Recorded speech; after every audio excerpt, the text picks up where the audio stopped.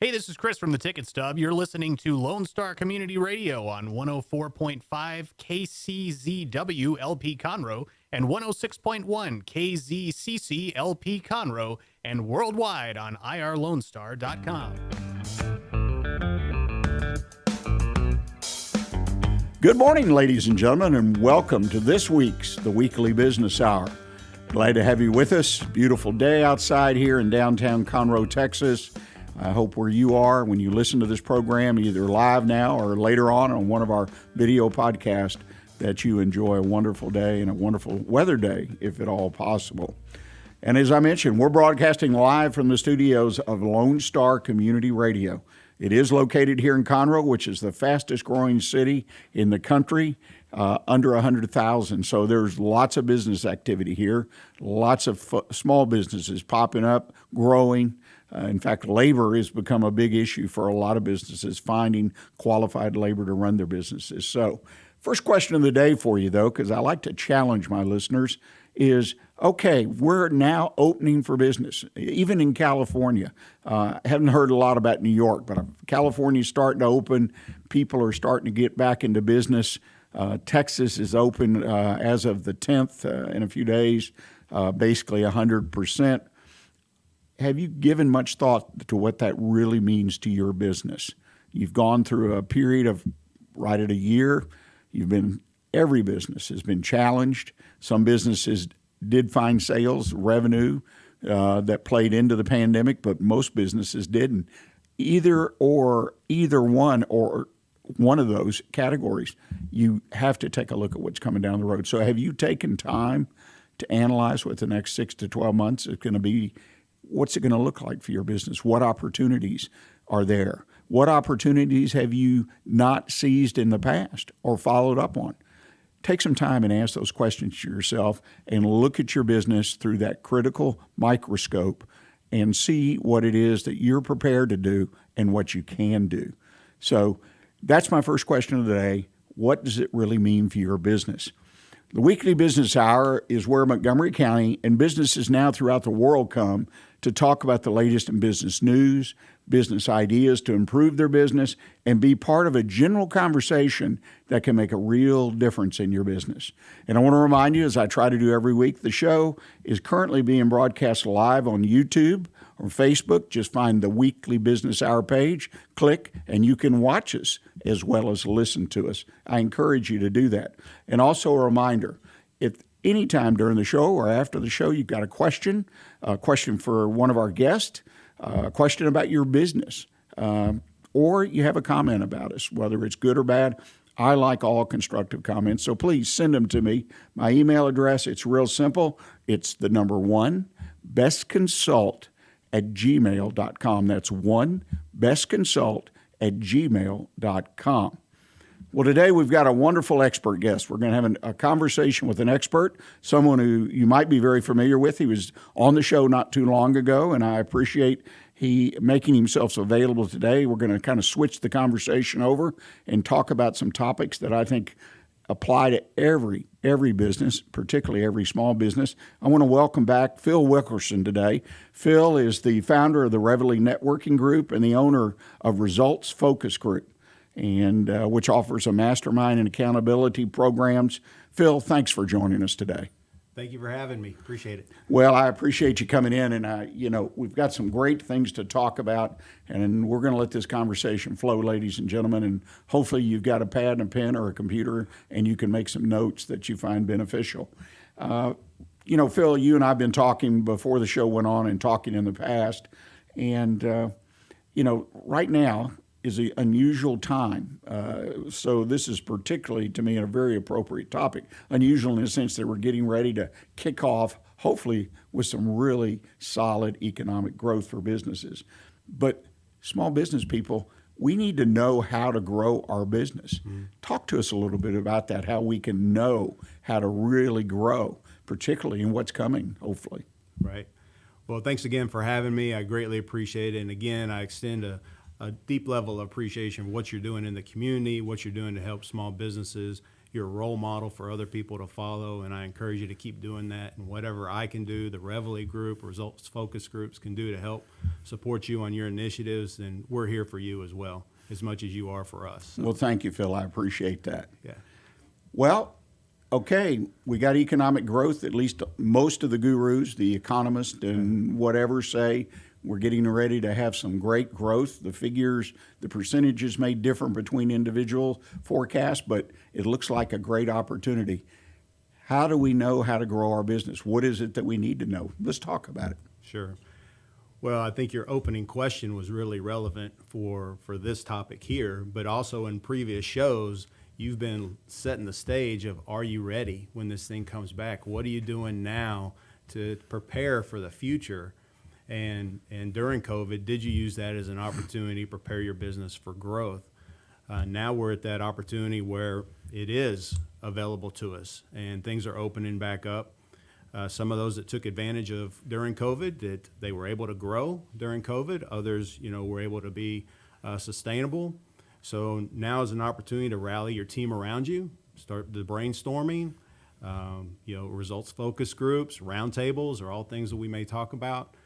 Identify those weaknesses in your business and really focus on those to help you take the next step. You mentioned weaknesses, and that is something that really popped into my head recently as I've heard all these great forecasts, is that if your business was sort of sidelined or you were able to sustain but not grow, some people, hung on by their fingernails, and I appreciate, and some people just didn't make it. But I think, at least my opinion is, everybody should do what you mentioned, is they should have, and if they haven't, they can still time to do it, reevaluate how you grow your business, reevaluate how you run your business. Are there some things that you could change or do differently that may better prepare your business for this growth? Let's talk about that a little bit, about people and what they do. They're owning a business, they're managing a business. What else can they know that would help them be more successful? Well, I think what we see a lot in the small business community, you interact with it, whether it's through the chamber events that you're participating in, my networking group. A lot of the areas that we see with small business owners right now, where their biggest challenge is to grow their business, they're limited by their own knowledge. They can only take the business as far as what they know. They're really good at their craft and their trade and their profession, but there's things within the business or running a business that may not be in their wheelhouse and that they're really experienced with. So their own knowledge limits them in how big the business can go. Also, there's a pride factor. There's a little bit of an ego that I know what I'm doing. I'm gonna plow through this. I'm gonna make it happen. It's worked for me in the past. And to some degree, they don't ask for help. And so there's a little humility that may need to be put in there in order to help somebody grow. It ties back to number one of their own knowledge. I'd say the third point in there is a mentality of, I'm gonna work longer and harder. There's a whole generation of people that have that mentality of, if I just work longer and if I just work harder, that I can make this thing go. And usually what that leads to is you work longer and harder on the things that you know.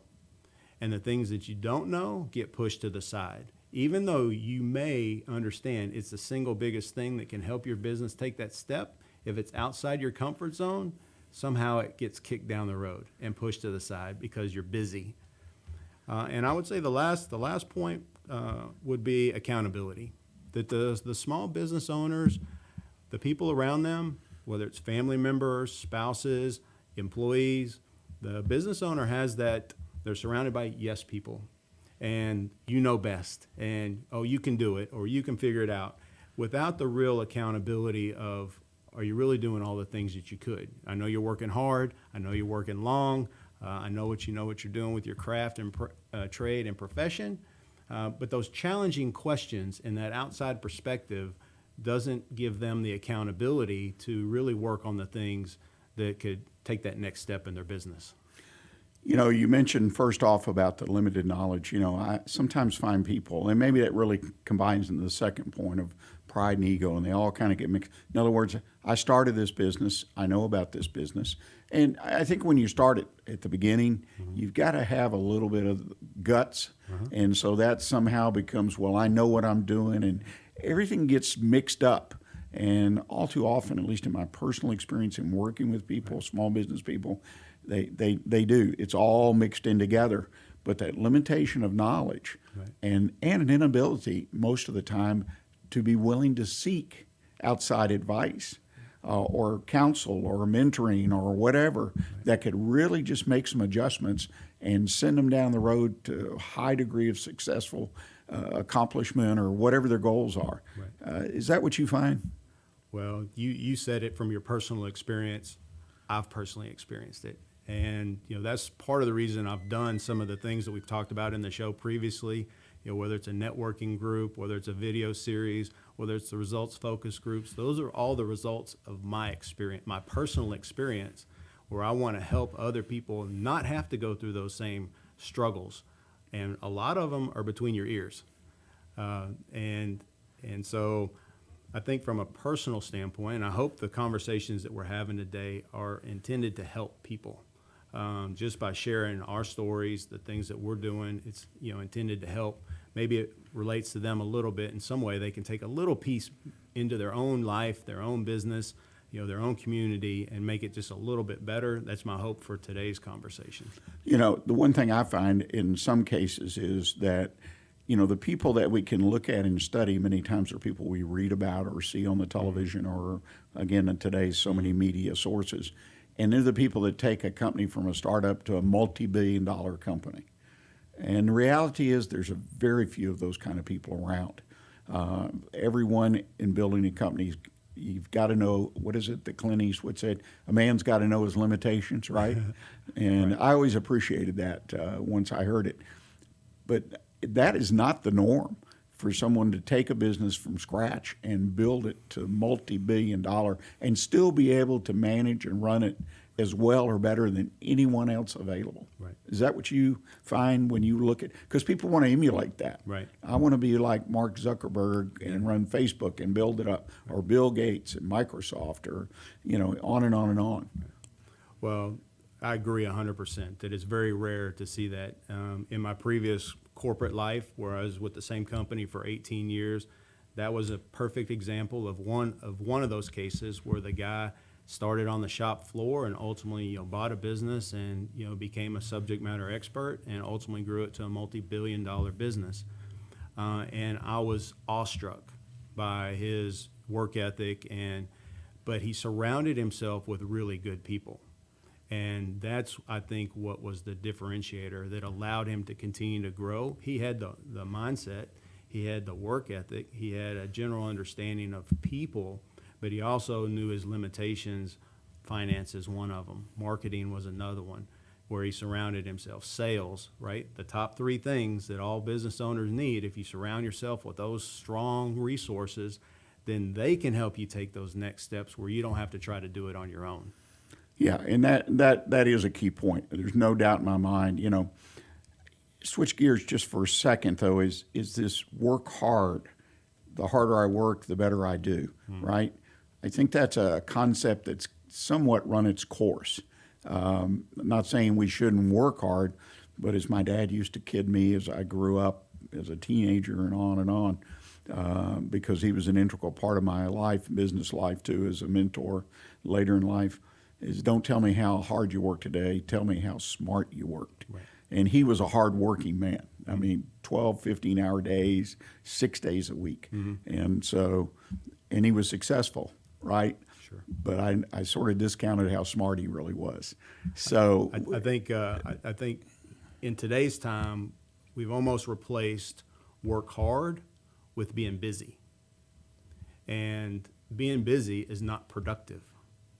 And it may be long hours, but are you productive during that period of time? And I think that's the opportunity that's in front of a lot of small business owners to really take the time to reflect and look at how they're spending their time, and is it being productive, working on the most important things first in order to grow the business, or are you just busy?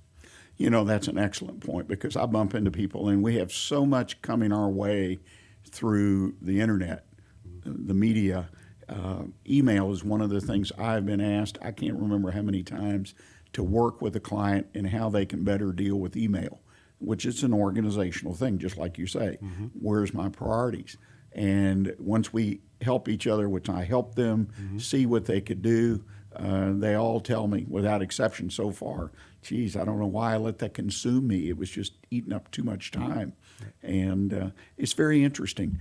Well, Phillip, we're at a break. Oh, my God. Our first break for the day. We're going to take a break, ladies and gentlemen, a commercial break. And when we come back, we're going to talk about one other limitation, and that's accountability. Something that typically a small business owner doesn't have a lot.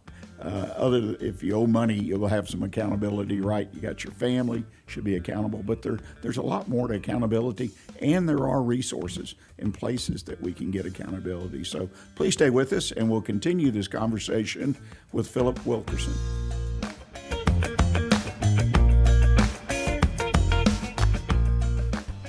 Remember to download the Lone Star Community Radio app from your Google Play Apple Store. Bring Montgomery County's community radio with you anywhere with your smartphone or tablet. If you are in the Conroe area, tune in on FM 104.5, 106.1. If you are on your computer, bookmark irlonestar.com as your internet radio station. Lone Star Community Radio, broadcasting 24/7 from the heart of downtown Conroe, Texas.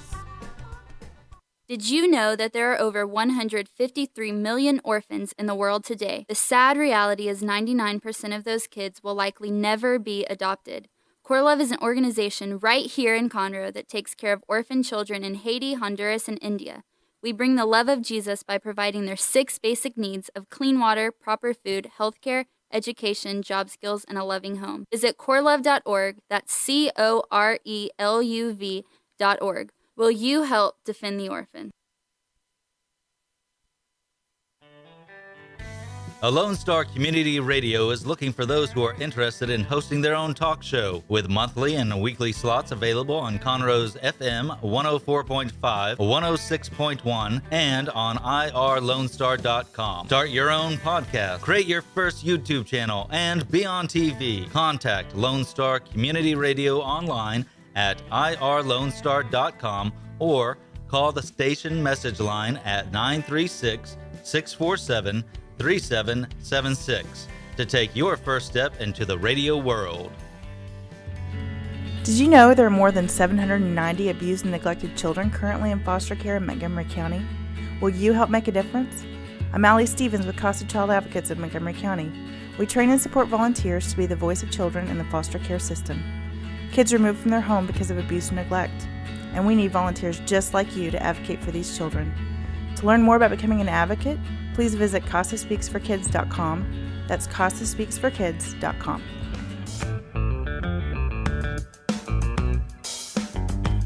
Welcome back, ladies and gentlemen. We're having a great expert conversation today with Phillip Wilkerson, the founder of Reveille Networking Group and the owner of Results Focus Group.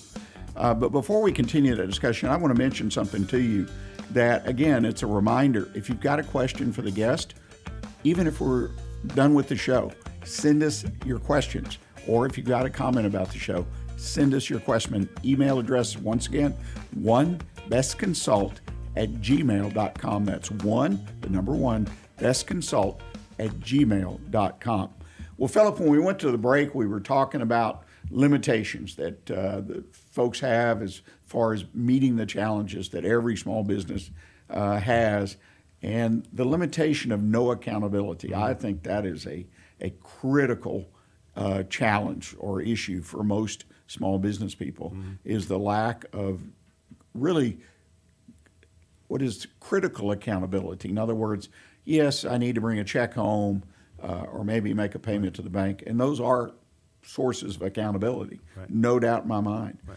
But accountability on a day-to-day basis, week to week, month to month, a little different animal. Let's talk about accountability and what is it that we can do to get some accountability.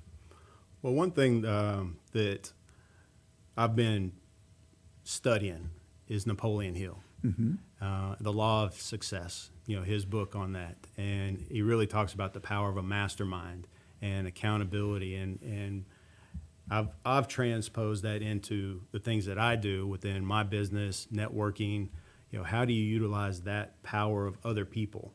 because of my personal experience, just like you talked about earlier, where I tried to work longer and harder and do it on my own, and ego and pride and those type of things got in my way, limited by my own knowledge, all those other things. Well, how can I not make those same mistakes multiple times over and over again? Accountability. And I surround myself with an accountability group, some type of structure that I can lean on, and they can lean on me. And in Napoleon Hill's book, The Law of Success, and also Think and Grow Rich, he really talks about the power of the mastermind, and he works with the guys. It blows me away that this book was 100 years ago, but he actually was interviewing people like Henry Ford, Thomas Edison. I mean, he's like a guy you think about in the distant past, but here's a guy that's written a book. Thomas Edison was alive and a resource in his book. J.P. Morgan, Charles Schwab, all those guys, and then how they used the mastermind concept 100 years ago to help them grow what we know now as empires. But back then, they were small business guys, powerful at the time, but they were growing their businesses with the power of the mastermind and accountability groups. And that's interesting. You mentioned a group, and I think that's one of the things that sort of sets off an alarm bell in many. Well, I'm working too hard. I don't have time to go to a group. I don't. Yeah, that's great, but I've got to keep my head down. I got to stay in the business. All those excuses. How do you get past all of that? Right there it is again. I'm busy. Right. What are you busy? That's the question. Right. What are you busy doing, and is it the most important things? When you think about your business and what are those limitations, there's got to be a level of self-reflection that occurs, to me, for me personally, in my experience, on a weekly basis of how did I do and what am I going to do? If you don't have a good plan, just like with your business, you're laying out, whether it's a monthly plan, a quarterly plan, a yearly plan, a 5-year plan. Ultimately, a business owner wants out, right? There's an end game to their business. And if they don't have a plan, then, it's going to take care of itself. There is, an end game there. So really there's only about 4 choices at the end. You can either sell the business, you can hire somebody to run it, you can hand it off to a family member, or it just dies and goes away. And which one do you choose? And as a business owner now, you really need to choose one. And that starts setting your path on your actions and behaviors all the way to this week for where you want to go in the future. One of the things that I have seen in my reading is that a majority, it's not a big majority of businesses, small businesses, are basically just closed down. People do not, when they get to the end, they've not done preparation. Or in some cases, they said, that's what I want to do. Right. I just want to wind it up. I've made my money. That's one of the things, if people who know me, in fact, I've driven some business owners a little bit crazy. The exit strategies, we call it, developing that at the same time you develop your plan to start the business or buy a business and grow it. Have that simple plan so you know when, how much, and to whom are you going to transfer this business. The how much gets overlooked, and I think we're going to see more and more written about that, though, is that when people reach a point of either retiring or taking that money and buying another business, the importance of having that money, whatever that goal is, that's reasonable, of course. Right. But, I get some dirty looks, if you will, in a broad sense. Well, I'm going to run this business for 20 years, 30 years. But you need to have that strategy in your mind so you know what you're working towards in the back of your mind, in the file cabinet, and bring it out from time to time. Compare it to your business plan that you do, whatever business planning you do, to make sure that you're within those parameters. You're not going off to the left or the right, but staying on course. It's a very interesting phenomena. Back to the people that you talked about, Napoleon Hill had a chance to expose him, get exposure from them and feedback. The interesting thing that you've mentioned is, one, those people surrounded themselves with experts. Right. Thomas Edison, just a genius inventor. Not sure what kind of business person he was. J.P. Morgan was a tremendous business person by every account I've ever read. He got some criticism about developing monopolies or too much power. In fact, a lot of people don't realize, but he stepped in and saved what at that time was our Federal Reserve System when the country itself was about to go broke. He had enough power and enough substance in what he had built to be able, and that's pretty crazy. That's amazing. Now, they still continued the pressure to get him to break things up, But the idea is these men built solid businesses, and they use peers for feedback, experts, all these things, which are available to the small business owner today. That's right. They're all around us. That's right. Talk about that, will you? Well, so in the book, he talks about these guys actually were their own peer group. So you think about success breeds success. Can you imagine being on a retreat with, Henry Ford and Firestone and Thomas Edison, sitting around that table with those guys, out in a cabin somewhere, right? The power that would be generated from there. And then after you left that meeting, how you would feel going back to, your business. We have the same capabilities with our own communities.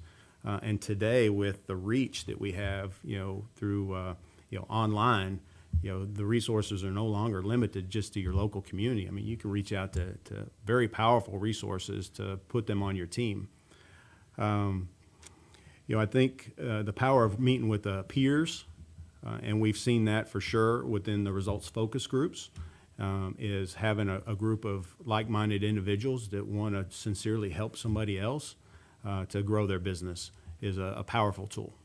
Well, there's no doubt about it. And again, I want to emphasize this is available to anyone listening to this program, whether you're a solo that just started and want to build, add employees and contractors and people providing you work, or you have 100 employees or 50 employees.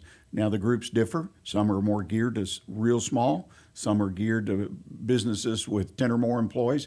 But these groups exist. I mean, the Silver Fox Advisors, Greater Houston area, we have over 25 what we call CEO roundtables, and they have various mix of people. You want to find one that has your mix. In other words, the issues are similar, so you can share with them your perspective and they can share theirs with you. Confidentiality is a critical element, that what's said in the meeting is kept in the meeting. And that's very important because in our meetings, we show financials, we talk about our most important issues and to get feedback and to offer feedback to people. So it's very interesting. Quick funny story, you mentioned about Edison and Morgan and all those people. I was on a trip some years ago. In fact, I was attending a roundtable meeting made up of North American businesses in different markets. We didn't compete, and we met on a yearly basis for 5 days. And it was the single most important, successful investment I ever made in expert peer, was learning from my peers. But we met in Tampa, and there in the Tampa area, Thomas Edison had built a home, and it stuck with me. And guess what? Firestone came and built one right next door because he wanted to be around Edison, Right. because he was such a smart guy. Right. So, I mean, the proof's in the pudding. And Edison's home was not a mansion by any stretch. In fact, it was the Texas dog trot home. Living on one side and the other side was a public, and it was not. I mean, it was amazing. But anyway, those people got it, and I hope every one of the small businesses listening has it in them to go out and find a group to associate with. In the case of our Silver Fox, we're an hour and a half a month. Right. And you may prepare for 15, 30 minutes. If you're making a presentation, you may want to prepare a little longer. But people walk away energized because they find people that really understand their business, given a few meetings to get to know your business. It's great. Talk about your group for a moment before we go to the next break. Well, I agree with you. For them, there's lots of resources available for people to go out and find these groups, but you can start your own also. If there are peers within your community that you partner up with, referral partners that you do a lot of work with, get together with them, have lunch, right? Have those conversations, be the leader with those folks that are your referral partners that you do a lot of business with. Collaborate with them. That's what these guys did, right? 100 years ago. And so the principles are the same today. It doesn't always require a facilitator, but or a round table or an existing structure. Now you and I can both offer, here's programs and here's topics and here's systems that you may be able to use to get more out of those lunches that you have or those interactive groups that you have on your own. But I strongly encourage, like we talked about the last time I was here, get started, do something. And if a group setting is not comfortable for you, then start your own and build from there.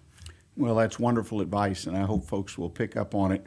Well, as I intimated earlier, we're to the bottom of the hour, time to take a break. Ladies and gentlemen, we're going to take a short break, and do you have a little bit of time, Phillip, to come back and talk about, because you've got some other information and expertise I'd like to share with our audience. I'd love to. Thank you. Well, then that's all set. Ladies and gentlemen, we're going to take the short bottom of the hour break, and we're going to come right back and continue this conversation with Phil Wilkerson, our expert on communication and peer group involvement. So please stay with us. We'll be right back with you. Don't miss Lone Star Community Radio on TV and YouTube. Our talk show and music shows are featured on Our City TV, Suddenlink Channel 12, and have their own YouTube channel. Make sure to subscribe to keep up with posted shows and comment on them below the video.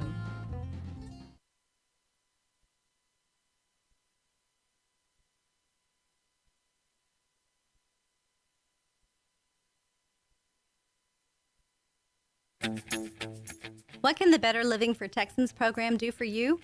You can learn how to increase your consumption of fruits and vegetables, choose foods that are relatively inexpensive and good to eat, make your food dollars last longer, prepare quick, nutritious meals, help your children learn how to eat healthier snacks, and much more. Our program is committed to helping people like you improve your health through providing research-based nutrition education in a friendly, cost-free, and relaxed environment. We are Texas A&M AgriLife Extension, helping Texans make their lives better. Hey y'all, it's DJ Mike from Dance Time in Texas. Join me Monday through Friday at 8 a.m. as I count down the top 10 Texas Red Dirt songs that are packing the dance floor. I'll be featuring local artists and the story behind the hits, shows in the area, as well as new songs that make you want to dance. It's Dance Time in Texas with DJ Mike on Lone Star Community Radio, 104.5 KCZW and 106.1 KZCC, Conroe, Texas, or online, irlonestar.com. A Lone Star Community Radio is Montgomery County's radio station with talk, music, weather, and traffic for Montgomery County. Have a question or comment about one of our shows? Want to know how to reach a host? Just contact the station at irlonestar.com or call in and leave a message at 936-647-3776. Get involved with your community with Lone Star Community Radio. An estimated 1 in 10 births will result in a neonatal intensive care stay, also known as the NICU. Overnight, a family can find themselves and their newborn baby in a critical situation. The Mila Foundation financially and spiritually assists families in need. If you would like to volunteer or become a monthly sponsor, please visit us at www.themilafoundation.org. Again, that's www.themilafoundation.org, because every life matters.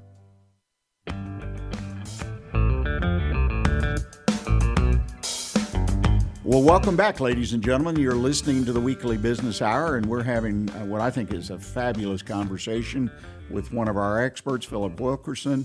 We'll get right to that, but I want to make a mention to you that if some part of the show you missed or you'd like to revisit it, or if you'd like to share the program, we post on Wednesday following our Monday live show, copies, video, audio copies all over social media. In most particular, you can go to my website, onebestconsult.com. That's the number onebestconsult.com, or right here to the radio station at irlonestar.com, and look up the Weekly Business Hour page, and you'll see a video cast available for listening at your pleasure. So please spread the word. The program's out there. We keep these programs posted for about 2 years, and we have listenership even 2 years later. It's always amazing. People looking for information. Well, Phillip, let's get to it. Now we're kind of getting down to the nitty-gritty. We've talked about the groups, the value of peer groups. They're out there available to anybody at no cost in some cases. And there's some that charge fees, a little different structure. Mm-hmm. Just encourage people, right, to find one that works for them. But the key elements to continuous improvement, this is kind of an offshoot. It's more personal, right? Yes. Let's talk about that. Right. So we talked about the limitations in the beginning of, limited by your own knowledge, pride and ego, work longer and harder, no accountability. my view and my personal experience of how I utilize an accountability group helped me address all of those. I got to invest in learning something new, a new technique to grow my business. It gave me an opportunity to ask for help, learn to ask for help, and that it's okay to ask for help. Even though it's uncomfortable at times to do that, the accountability group helped me do that. I learned new techniques to overcome obstacles. In Napoleon Hill, he refers to them as blockers or resistance, those things that are around you. And we'll talk about that a little bit more. And then obviously the accountability. Am I really working on the most important things? When you have somebody, a trusted resource sitting around you, and you have a conversation about this is what I'm working on, and they understand what you're trying to accomplish with your purpose and the big picture, then they can hold you accountable. Are you really working on the most important thing? Are you busy? Or are you really working on the most important things? And to me, that was a tremendous value that came out of the accountability groups that I set up for myself during the 12 Business Relationships video series. And you keep coming back to this, am I busy or am I working hard or am I being productive? Kind of an or. Do I have to choose one? I am going to be a big supporter of be productive. So really you got to choose that over being busy, right? It is a decision. Yeah, right. Or working harder. You were talking earlier about like the online and helping people with emails. One of the big things that we see now with social media is it is a vortex. It sucks you in, and it can waste so much time, whether it's a LinkedIn, Facebook, any of the other social media platforms that may be out there. And some of the techniques that we've used within the results focus group is set an alarm for yourself. If you have to go in and look at a LinkedIn post or look somebody up, set an alarm for yourself so that you're going to stop, right, and move on to the next thing, because otherwise you're going to wake up 2 hours later and you haven't been productive. Yeah, that's a good point, and that's a great idea because I use alarms throughout the day to get up every half hour and move around and things like that. Right. I think that's great. One of the big things we do with email is open email twice a day and perhaps after hours, but set a time of the day to open your mail and allocate X amount of time. And in a sense, when the alarm goes off, right, move on to something else. Right. There are other things that we do to help people. Right. Makes a huge difference.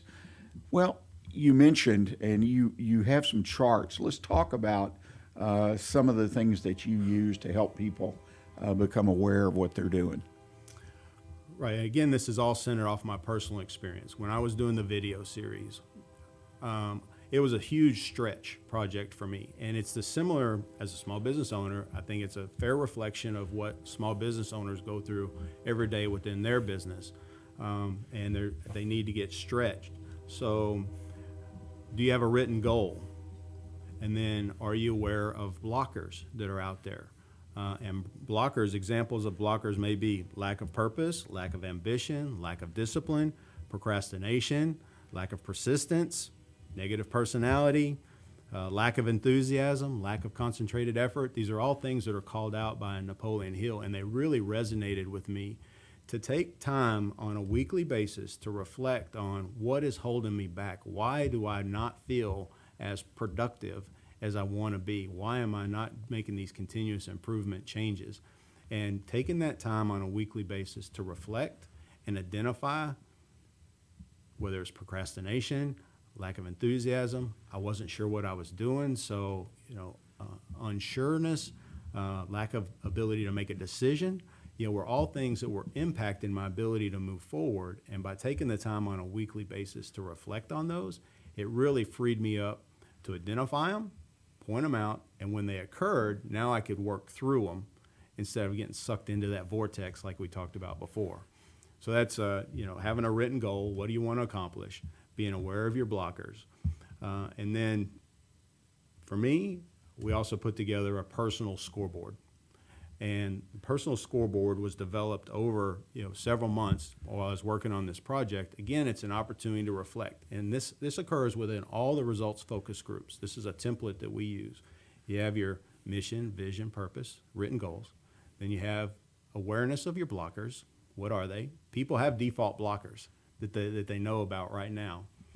And then the other piece, important on a weekly basis, is to take the time to reflect. For me, it was 10 categories. It was faith, mind, body, wife, children, family, friends, hobby, network, and income. So each week took a little bit of time to reflect. It's easy to get consumed on the income and the business, but what about those other components in life that are just as valuable? And so those are things that, start off the mindset and reflection on a weekly basis for starting an accountability process. And just so people understand who are listening, 10 things to go through on a weekly basis, that's a challenge because I've done things like that. Right. And the idea is that you, in my mind, that you narrow that field down. In other words, when you address things and successfully are able to do those day in, day out, so to speak, then you identify the areas that you're still weak and you continually work on those weaknesses. It's not something, though, to get uptight every day about because I've seen that. I've done that where you just sort of fixate on it. I want to get this squared around, but it's changing the habits, whatever go into it. One of the things you talk about, non-negotiable commitments. Let's talk a moment. We've got a minute or two left. Let's talk about non-negotiable commitments. So in your business, there are things that should be non-negotiable, that they're on your calendar, they're fixed, and whatever else is happening, that those are fixed. And they're within your business, but you also may have personal aspects of your life that also are equally as important as functions within your business, and those are non-negotiables because you got to take care of yourself too. If you're not taking care of yourself, then you can't do the best for your business. Non-negotiables, financials. We've talked about this a couple of different times, how important it is to know where your numbers are.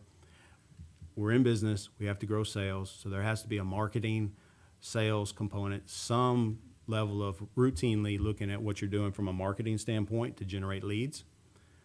How are you building contacts and relationships in the community through networking? That may be a non-negotiable type item.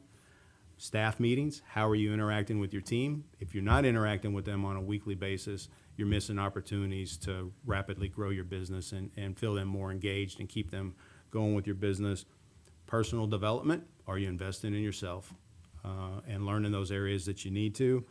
And for me, one that we've incorporated that's been adopted by the vast majority of the people in the results focus groups is church or faith. Well, that's a great group too. There's no doubt about it. Phillip, in the minute or so that we have left, talk specifically about your group. You've mentioned it.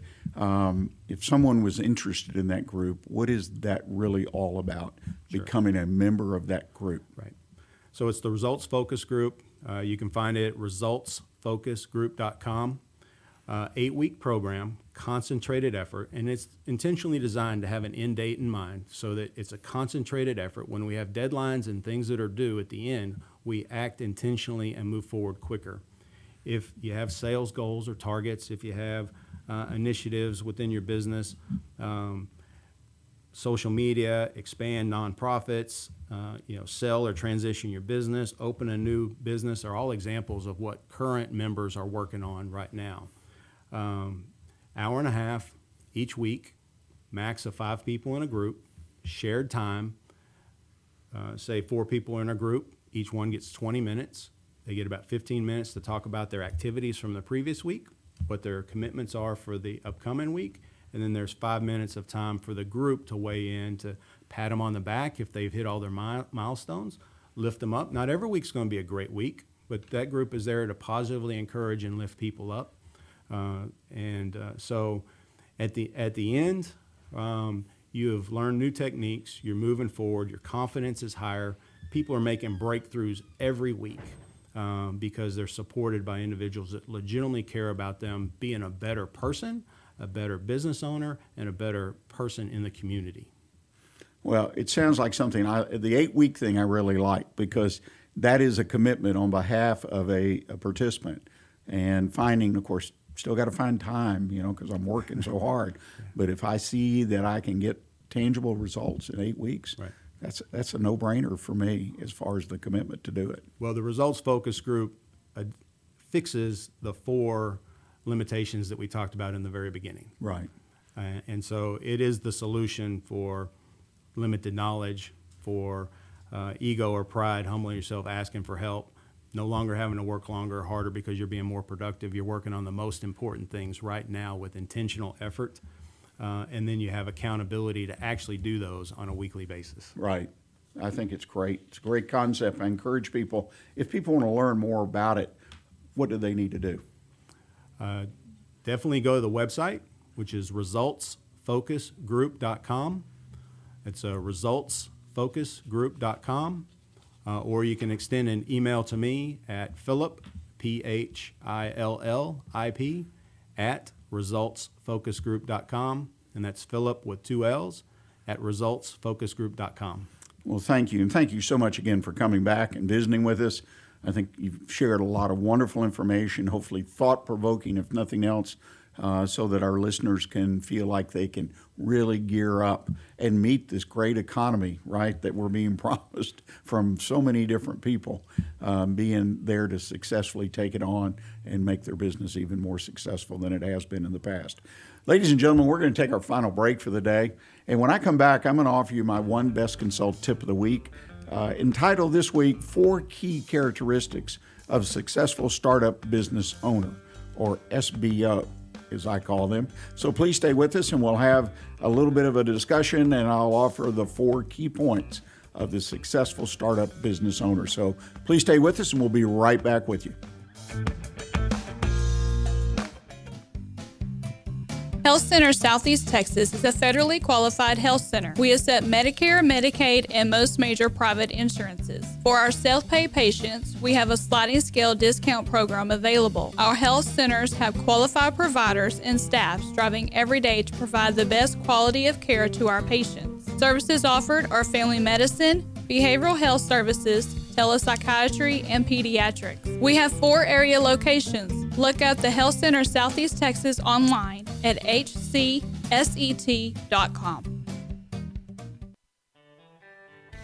A Lone Star Community Radio is looking for those who are interested in hosting their own talk show, with monthly and weekly slots available on Conroe's FM 104.5, 106.1, and on irlonestar.com. Start your own podcast, create your first YouTube channel, and be on TV. Contact Lone Star Community Radio online at irlonestar.com or call the station message line at 936-647-3776 to take your first step into the radio world.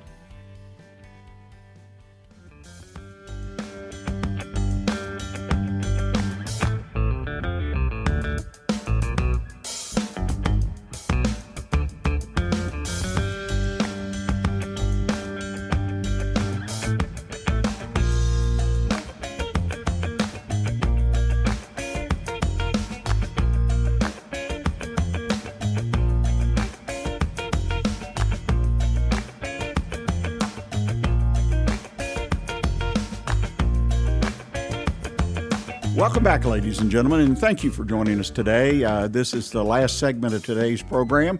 Hope you've enjoyed our conversation with Phillip Wilkerson. A lot of good information there. And again, if you missed part of it or would like to re-listen, a copy of today's program will be posted on Wednesday of this week. You simply go to the radio station website, irlonestar.com, go to Facebook, look up the Weekly Business Hour page and any of those resources and many, many more, and you can get a copy or access to a copy of today's program. And as always, we'd appreciate it if you'd share with a fellow business person the program and get them connected with what we do right here every Monday at 11 a.m., the Weekly Business Hour. Well, I promised you my take on the characteristics of a successful startup business owner, or SBO, as I like to identify. I think there are 4 key characteristics. There's many characteristics, but there are 4 that I think anyone who starts a business, regardless of where they plan to go with it, whether they want to go big or whether they want to stay small or whether they want medium, whatever that means, I think there are 4 key characteristics. And the first one is that a successful, or a SBO, successful business owner, works smarter. Something we talked about in our discussion with Phil Wilkerson about being smarter, not working harder, but being smarter.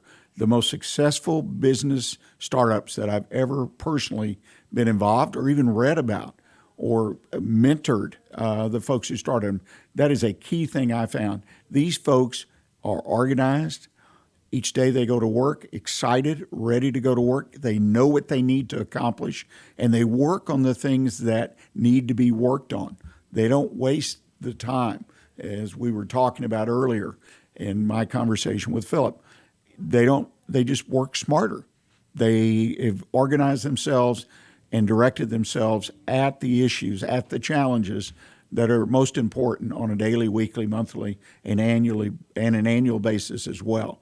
So look for your people, and if you're thinking about starting a business, or maybe you just recently did, you've got to work smarter than the average business owner. Secondly, SBOs are smart about risk, but they don't avoid them entirely. The reality for all of us is owning a business carries inherent risk. If you own a business, you know that, because you're risking not only yourself, your capital, your family, whether you have children or don't have children, spouse, don't have a spouse, parents, whoever, we all have family. And if that business doesn't go right and becomes a failure or somewhere in between success and failure, then typically it blows back in some degree or another on our family. So it's a risky business to start a business. It is risky. There's no doubt about that. But successful startup business owners are smart, again, there's that word again, about the risk.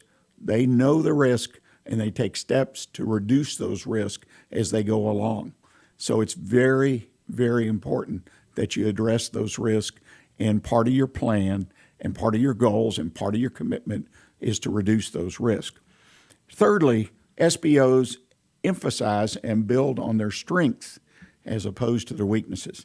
You know, I took a little issue with this one because I always believe you work on your weaknesses, right? But that's not your focus. Take your strengths.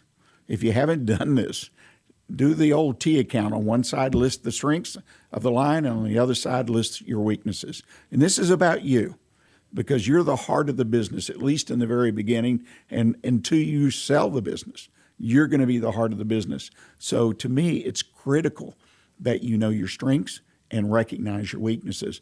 And so as you build your business, as you put your plans together, as you execute those plans, play to your strengths.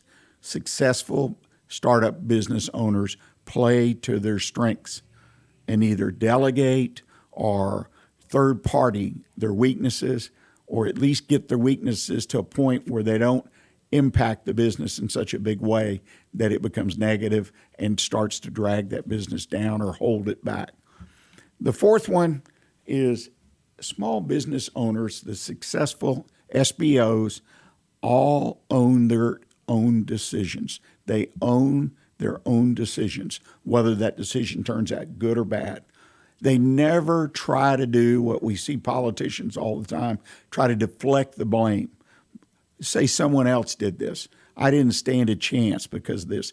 They always will own their decisions. And I think that's really important, not only for the folks they're dealing with, employees, vendors, customers, but for themselves. To be able to look in the mirror and say, gosh, I made this decision, it didn't work out, and it's all on me. It's amazing how there's a release to that. In other words, a lifting off of weight on one's shoulders, that you own your decisions. I think it makes you a better decision maker because you know you're going to make that decision and it's your decision. Yes, others may have input. You may delegate that decision as far as once you make it, the action, the implementation to others, and so they buy into what you're doing and may have some responsibility, but it all flows back to the buck stops here. Again, in my experience, both in my reading and both in actual contact and working with small business owners, successful startups, business owners always own their decisions and are willing to face up to it and adjust, whether it's a good one, as it turns out, or a bad one. They adjust and move on, and that's critical. So own up to what is yours. It's your business, and every decision made in that business by you and others basically flows back to you. So be willing to do that and feel good about it. And I guarantee you, if you reach that point, you'll feel that weight lift off you. Well, ladies and gentlemen, thank you for joining us today again. Please make a note on your calendar that next week, 11 a.m. Monday, we'll be right back here with the Weekly Business Hour. And thank you again for joining the program today. And remember to stay in touch with what's happening in Montgomery County right here on Lone Star Community Radio. And until next week, I encourage you, stay engaged and keep your focus on what's important in your business. Thanks.